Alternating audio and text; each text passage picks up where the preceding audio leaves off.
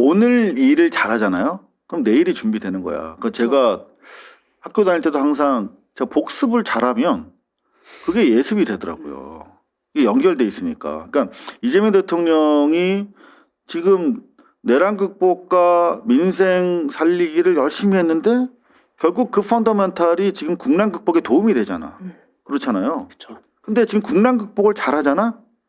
그러면 요게 또 포스트 미들 이스트 워, 그러니까 중동 전쟁 이후에 또 회복하는 데 도움이 된다?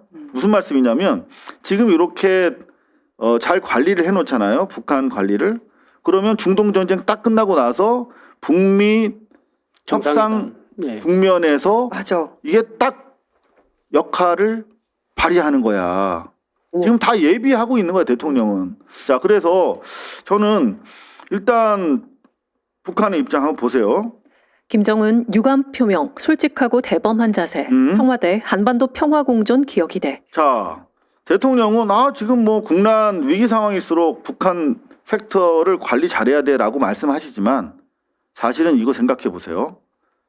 이미 올해 1월, 2월부터 준비해온 내용이야. 그러니까 중동 전쟁 나기 전부터 대통령은 결국은 이게 남북 관계를 잘 정리해놔야 북미 대화 국면에 우리가 패싱 당하지 않고 피스를 위한 페이스메이커가 될 수 있다라고 해서 준비해온 거야. 그래서 우리도 모르는 사이에 문기가 넘어갔었다고 그러면서 TF 띄워가지고 정동영 국정원 다 나서가지고 결국은 이거 지난 구정 연휴 중에 긴급 기자회견을 통해서 우리도 모르는 사이 한 번 더 넘어갔더라. 북한에. 이 정부 들어서도. 네. 라며 장관 수준에서 유감 표시했어요. 근데 대통령이 처음으로 이제 어제 유감을 표시한 것은 제가 봤을 때는 대통령은 얘기 안 하지만 국정원에서 어제 발표한 내용이 있어요. 이거랑 무지하게 긴밀한 연관이 있다라고 저는 생각하는데 아무도 이렇게 기사를 안 씁니다. 보세요. 국정원, 북한, 이란과 거리두기, 북미 대화 포석인 듯. 자, 무슨 말이냐면 북한이 이란의 미사일과 샤헤드, 그 무인기 기술을 상당히 전수했을 것으로 보이는 사람이야. 보이는 나라야. 뭐 무기가 넘어갔니 많이 그런 얘기들이 예전부터 있었잖아요. 그렇죠. 그리고 네. 청와대 핵심 관계자들이 이런 얘기를 합니다.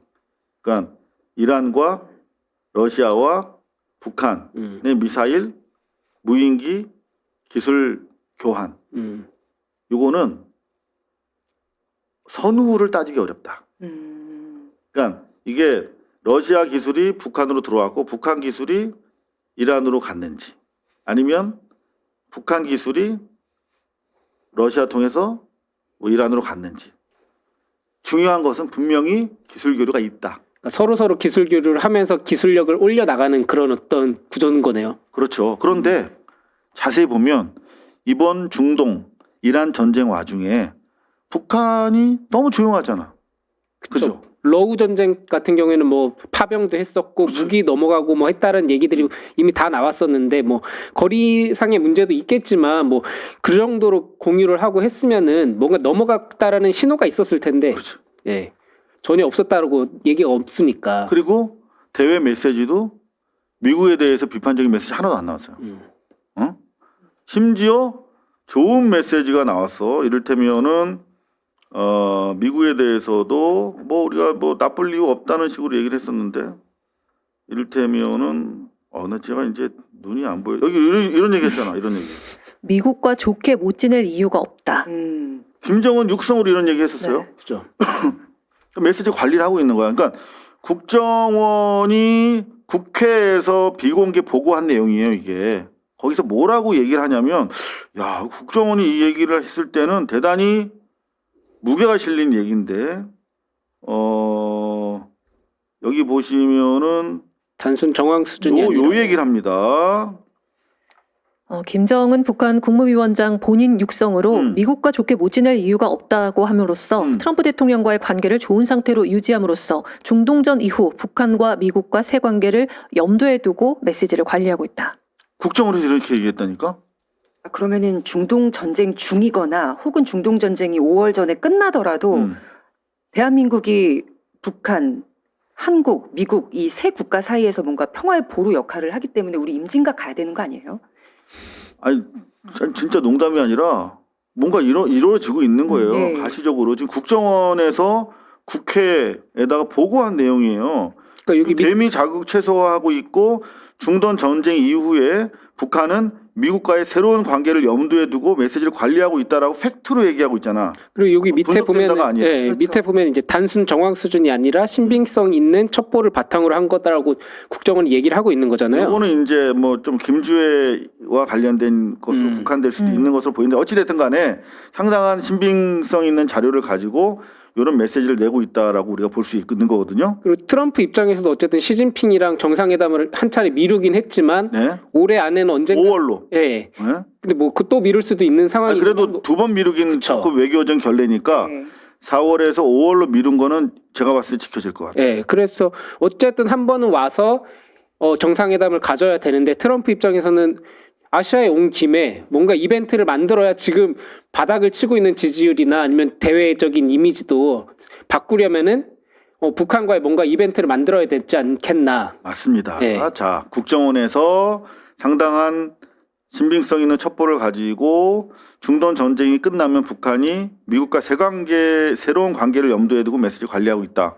자, 5월에 중미, 미중 정상회담이 있고 그 계기에 만날 걸로 강하게 예상하고 있잖아요. 그렇죠. 지난번에는 시간이 없어서 못 만났다고 했으니까 그 와중에 대통령이 어제 무인기와 관련된 TF의 조사가 끝난 지 꽤 됐어요. 사실은. 그런데 어제 유감을 표시했어요. 그리고 10시간 만에 북한에서 답이 왔어요. 답이 왔어. 매우 이재명 대통령이 솔직하고 대범한 사람이다. 라고.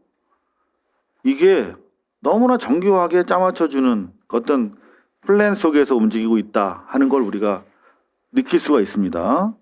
지금 이제 북미 간의 임박한 접촉 지금 준비가 되고 있는 거야. 그 와중에 이제 한국이 어떤 역할을 하게 될 것입니다. 기사 야마에는 네. 이거 이후에 대범하고 솔직한 대통령과 대화 가능성 열릴 마음 있어라고 김여정 부부장이 얘기한 제목도 있더라고요. 그러니까 대화를 할 걸 마음을 먹은 것 같아요. 북한 쪽에서도. 그러면은 뭐 그거는 약간 기대가 기대가. 제목에 아니 그러니까 뭐 제목을 잘 안 믿어서 저는 원문만 좀 충실하게 봐야 되는데 자 한번 원문을 좀 봅시다. 여기 보시면 요거거든요. 네, 대통령이 직접 유감의 뜻을 표하고 재발 방지 조치를 언급한 것은 대단히 다행스럽고 스스로를 위한 현명한 처사라고 우리 정부는 평가한다. 네 그리고 그런 워딩은 제가 봤을 때 없는 걸로 보이거든요. 오히려 밑에 있죠. 어떤 접촉 시도도 단념해야 할. 그러니까 네. 요런 얘기. 자 평화와 안정이 중요하다고 말만 외울 것이 아니라 자기의 안전을 위해서도 북한에 대한 무모의 일체의 도발 행위를 중지하며 어떤 접촉 시도도 담령해야 될 것이다. 그러니까 일단 밀당을 여전히 하고는 있어요. 네, 그러니까 전향적으로 만약에 그런 얘기를 했다고 하면 그게 더 큰 기사이기 때문에 제가 봤을 때는 그거는 참 언론이 네. 조금 앞서 나가서 기대를 좀 반영한 기사 같다라고 생각이 됩니다. 시정하겠습니다. 네, 자, 이럴 때 또 초치는 선수들이 있죠. 유승민. 김여정 칭찬에 대통령이 기뻐했다면 나라가 정상 아니야. 그리고 천안함 한마디 못하고 무인기 사과. 국군 통수권자 자격 없어. 유승민은 제가 봤을 때 경기도지사 예비 후보 자격 없어.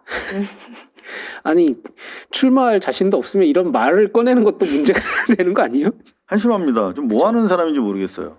그렇게 이재명 정부가 문제가 있다라고 생각을 하면 경기지사가 돼서 견제를 나서야죠.